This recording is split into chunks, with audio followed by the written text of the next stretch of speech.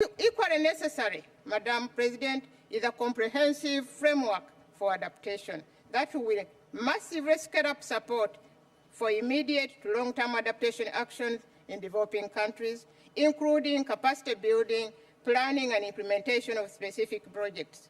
We must, and Uganda is prepared, set goals to halt the destruction of national forests and reduce emissions from deforestation and forest degradation to zero by 2020 through the International REDD+ mechanism.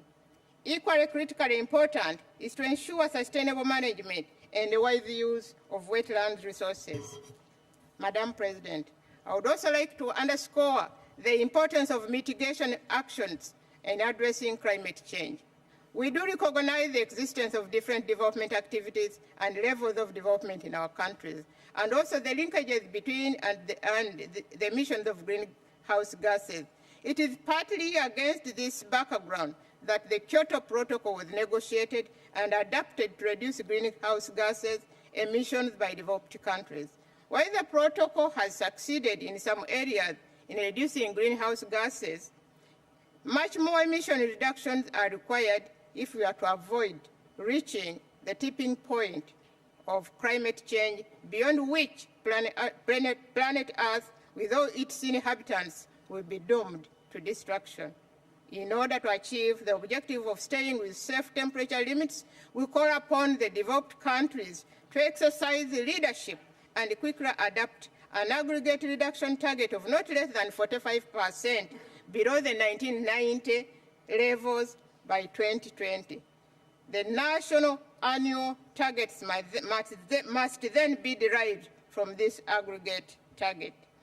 We prominently note that the developed countries have a dual quantified obligation to reduce emissions at home in order to deviate from the business as usual, and also to support the developing countries with resources for adaptation and mitigation. Before I conclude, Madam President, I wish to underscore the need for increased predictable and sustainable financing from the developed to the developing countries to enable full implementation of the above measures. To this end, Madam President, Uganda calls for an increase in funds in the least developed countries under the Global Environment Facility to support implementation of climate change adaptation programs.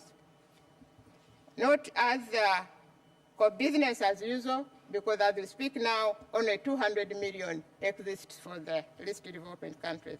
Madam President, I want to thank you and all distinguished participants for listening to me, for God and my country.